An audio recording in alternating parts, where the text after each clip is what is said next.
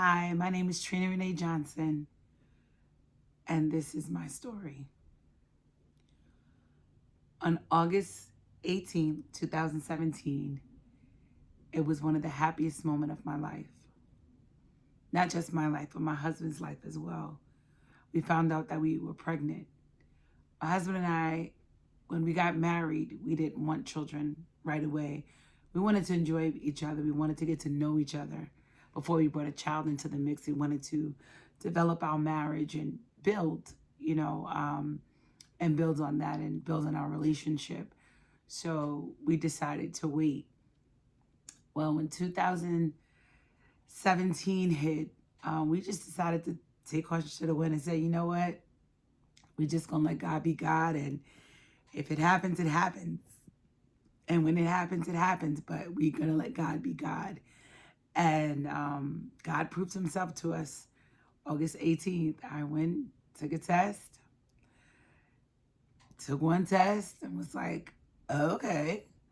Took a second test and was like, oh, okay. Took a third test. I had took 3 tests to confirm that I was pregnant. I just walked out of the bathroom and walked in and gave it to my husband. And he was like, what? What is this? Like, what are you giving me? He was relaxing on the couch and he was like, what is this? What are you handing me? And I handed it to him, and we were both just so, one, in a state of shock, and two, excited. And we were so excited and so overjoyed. At that time, I was 40, 40. And I found out that I was pregnant, but I was so excited. Um, and so months went on, and, it was my first time being pregnant. So, your first time being pregnant, you got a couple of questions for your doctor. So I went to my doctor, and based on what I've heard and what I've known, once you reach 40, once you reach 35, you're considered high risk. So I asked my doctor, I know I'm 40. Am I considered, I know I'm going to be high risk? And she says, oh, no, you're not high risk. You're fine. So I said, okay, I guess I'm fine. I'm not high risk. Okay, great. Um, months went by. We got to September. We were so excited. We did all these different tests and all these exams, and everything was coming out perfect. Nothing was wrong with the baby. The baby was fine. There was no signs of Down syndrome or anything. No illnesses, no nothing. Everything was going smoothly with the baby. We hit October. Everything was great. Everything was fine. The baby was growing.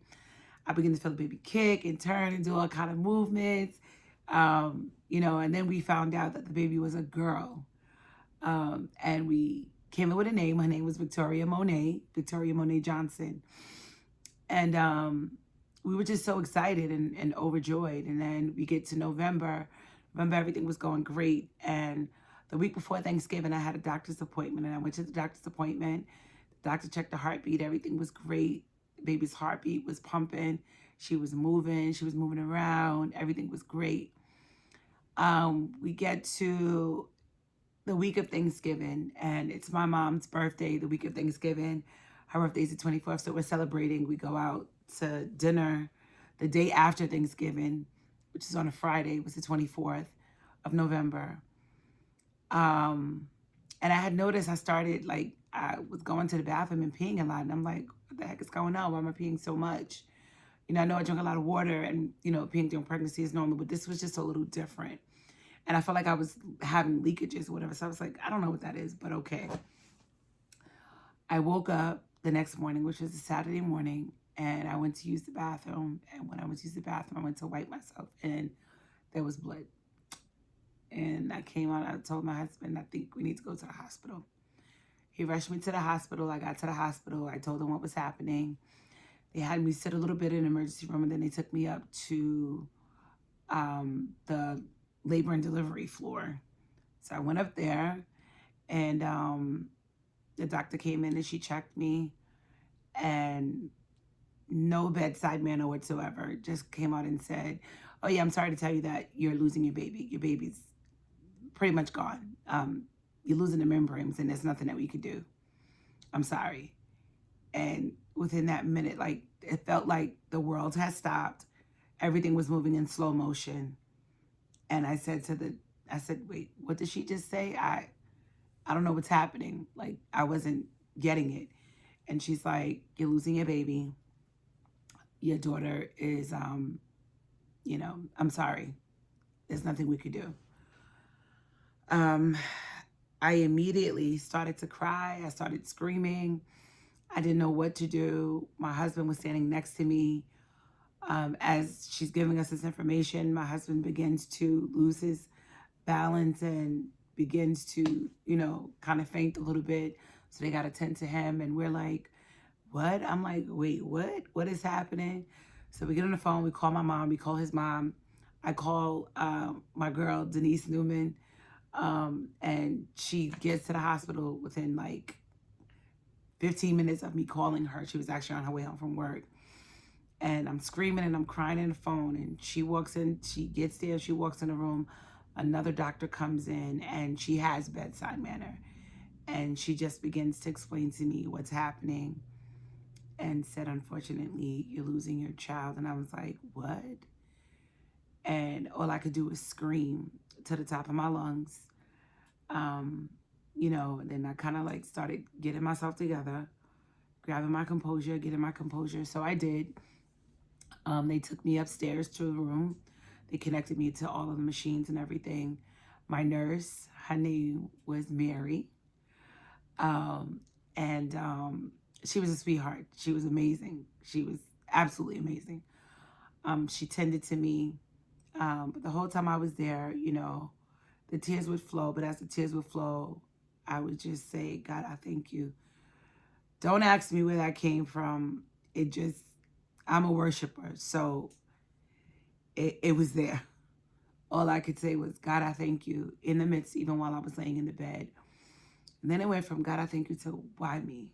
Then it went from that to, oh my God. I had so many different emotions running through.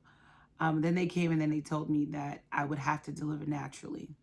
Obviously, it's 5.5 months pregnant, so obviously I would have to deliver naturally. And so the machine showed that I was having contractions, but I didn't feel them. So long story short, I started contracting. I felt the last contraction, and before I knew it, I was ready to push. I pushed my daughter. She came out. She still had a slight heartbeat. The heartbeat was still beating. And with the heartbeat still beating, I could still, we were able to hold her. My husband and I held her. We have pictures with her. We have pictures of us holding her. It was just, yeah. Yeah. So that's how that went. I held on to her for as long as I could. They asked me if I wanted to do a funeral. I said no. I didn't want to do a funeral. I would let them, just cremate her and we take it from there. So we did that. I was in the hospital about 3 days. I spent about 3 days there. They monitored me, they checked me, but the whole entire time I was there, I cried every morning, every night. I cried. I wanted to know why. Why me? I cried. I worshiped. I cried. I worshiped. My husband is a jokester. He would try to make me laugh, but then, we just start crying and we just felt it. And then when it was time to go home, they wheeled me down to the door and in the wheelchair. And then I was like, I came in with a baby and I'm leaving with nothing. And that was the most heartbreaking, to be wheeled past other women who were leaving holding the babies that they gave birth to have to be wheeled past them and know that you weren't taking your daughter home because your daughter didn't make it. Your daughter didn't survive. So you have a whole bunch of questions that go through your mind. What did I do? What did I do to deserve this? Did I do everything right?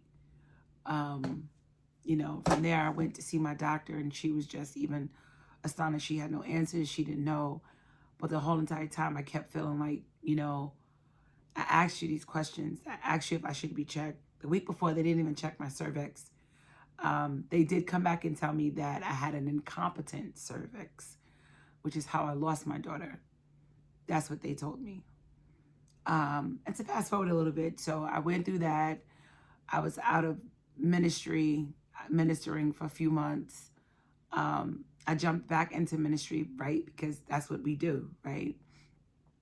So I jumped back into ministry and was leading and ministering, hurting, bleeding, still questioning my why. I minister for you. I do everything that I know how to do that's right. There's so many people out here that are having babies that don't even want them. And here I am. That's of everything that I want and I can't have it. So I have my daughter, you know, we go through the whole thing. Here we are months out and I'm still going through the loss. I'm still experiencing the loss. And I said, you know what, let me reach out to employee assistance with my job. I think I need to speak to a therapist. Like, this is crazy. So they set me up with a therapist, not knowing that the therapist was a Christian therapist, but God knew. And so I start therapy. So here I am. I'm in therapy for a year, just walking my way through it. You know, people telling you, oh, you can get back on the bandwagon. You know, get pregnant again. It could happen. You know, don't stop. You know, your womb is open now. Go ahead and try it again. Yeah, it's not that easy to get over losing your child, giving birth to your child. Yeah, it's not that easy to just get over it and just move on and, oh, start trying again. It's easier said than done. And until you've walked in that person's shoes, you won't know what that feels like.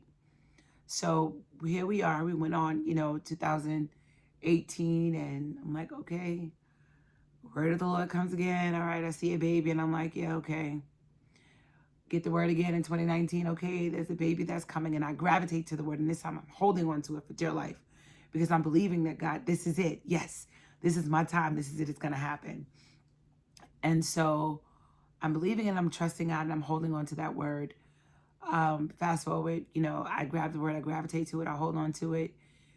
2020, here we are, facing Corona. And I lose my father to Corona, April 1st. Whew. So here I am dealing with that, not thinking about a child, not thinking about anything. Just thinking about a daddy's girl who lost her father. So I'm dealing with that. And then July 16th, I find out I'm pregnant. I'm so excited. Here we go again. I'm like, oh my God, I can't believe it. God, here we go. Oh my God. So I find out that I'm pregnant. I'm pregnant again. And we're just excited and we're ecstatic. And I'm just overjoyed about it. I'm just excited. So I said, okay, God, I'm pregnant again. I'm excited. I thank you. You've allowed this to happen.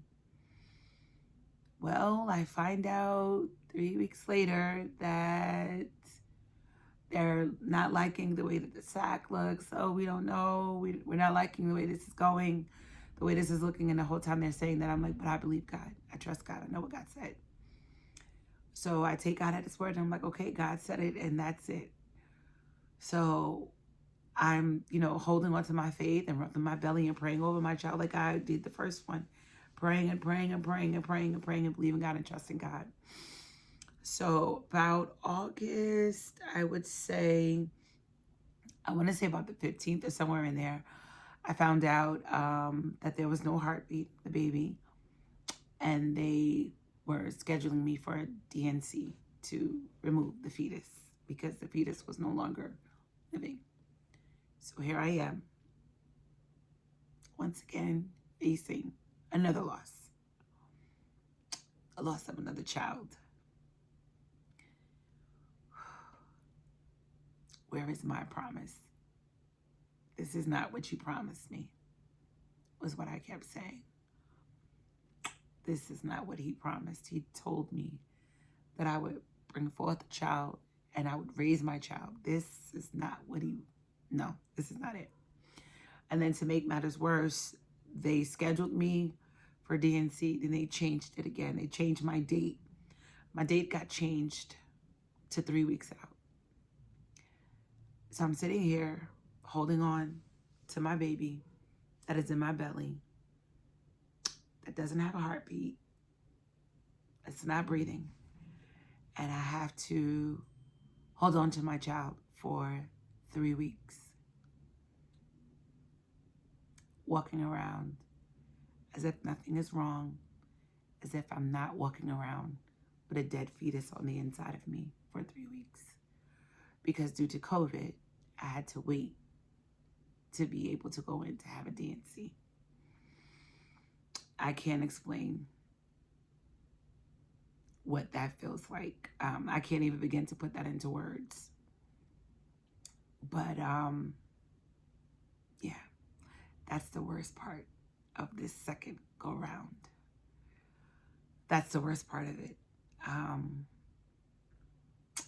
The worst part is feeling inadequate, like you can't give your husband the very thing that he and you both want, which is a child. Every female longs, well, most of us long to be parents and to have children and to raise children. But what do you do when the two children that you are allowed to conceive don't survive, don't live? What do you do? Well, I went to therapy. I stayed in worship. I went to therapy. I stayed in worship. I'm still in therapy, and I'm still in worship. This is my story.